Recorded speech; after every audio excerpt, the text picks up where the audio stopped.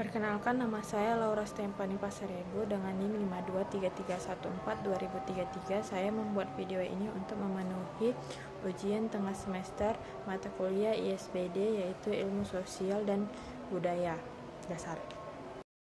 Yang pertama yaitu merangkum buku Ilmu Sosial dan Budaya Dasar bab pertama yang berjudulkan Ilmu Sosial Budaya Dasar. Berikut rangkumannya. Bab ini menjelaskan hakikat, ruang lingkup, dan tujuan dari ilmu sosial budaya dasar.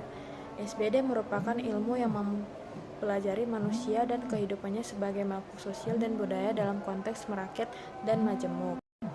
Tujuan utamanya adalah membantu mahasiswa memahami fenomena sosial budaya dan menumbuhkan empati dan tanggung jawab sosial, serta mampu berpikir kritis terhadap perubahan sosial.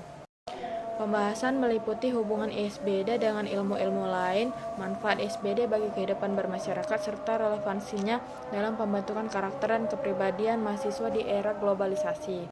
Selanjutnya, bab kedua yaitu manusia dan kebudayaan. Bab ini menekankan bahwa manusia adalah ciptaan sekaligus hasil dari kebudayaan. Kebudayaan didefinisikan sebagai keseluruhan sistem gagasan, nilai, tindakan, dan hasil karya manusia dalam kehidupan masyarakat. Dijelaskan 7 unsur universal kebudayaan menurut Koncaraningrat. Bahasa, sistem pengetahuan, organisasi, sistem mata pencarian, teknologi, religi, dan kesenian. Bab ini juga membahas dinamika kebudayaan serta akulturasi, asimilasi, difusi, dan inovasi, serta pengaruh globalisasi terhadap identitas budaya nasional. Mahasiswa diharapkan memahami pentingnya melestarikan budaya bangsa di tengah arus perubahan.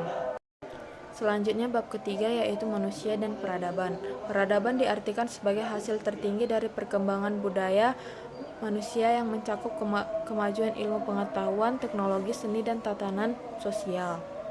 Bab ini membahas bagaimana peradaban manusia berkembang dari masa prasejarah agraris, industri, hingga era digital. Peradaban membawa kemajuan di berbagai bidang, tetapi juga memunculkan tantangan seperti ketimpangan sosial, hilangnya nilai moral, dan krisis lingkungan.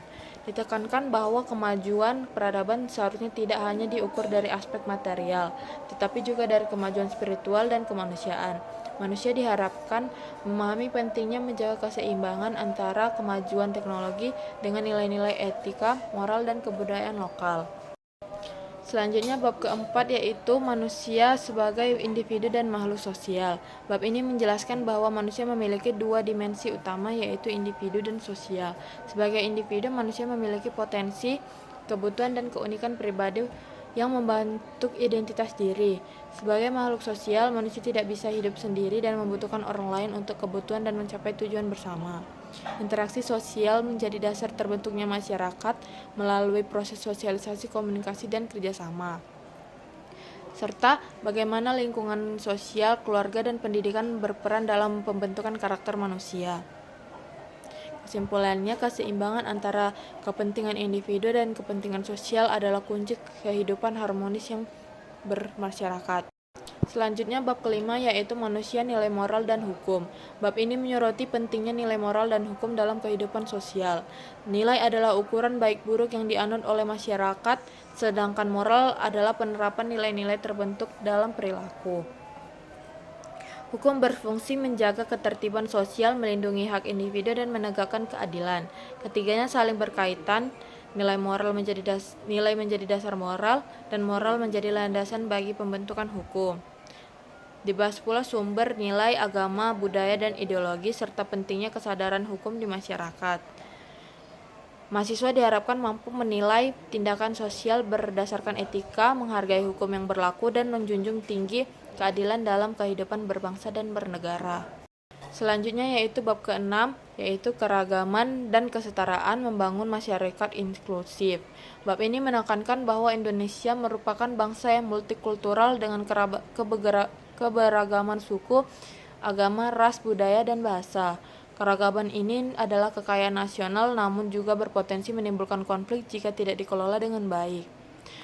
Konsep masyarakat inklusif berarti masyarakat yang menghargai perbedaan dan memberi kesempatan yang sama bagi warga tanpa diskriminasi. Dibahas pentingnya toleransi, empati, gotong royong, dan keadilan sosial dalam menjaga persatuan. Masyarakat didorong untuk menjadi agen perubahan, menjunjung nilai inklusivitas dan humanisme dalam kehidupan sosial. Selanjutnya bab ke-7 yaitu manusia, sains, teknologi, dan seni. Bab ini mengulas hubungan antara manusia dan kemajuan ilmu pengetahuan, teknologi, serta seni dalam membentuk peradaban modern. Sosial maksudnya sains dan teknologi memberi kemudahan hidup, meningkatkan produktivitas, dan memperluas wawasan manusia. Namun kemajuan ini juga membawa dampak negatif seperti ketergantungan, degradasi moral, serta ancaman terhadap lingkungan dan budaya lokal.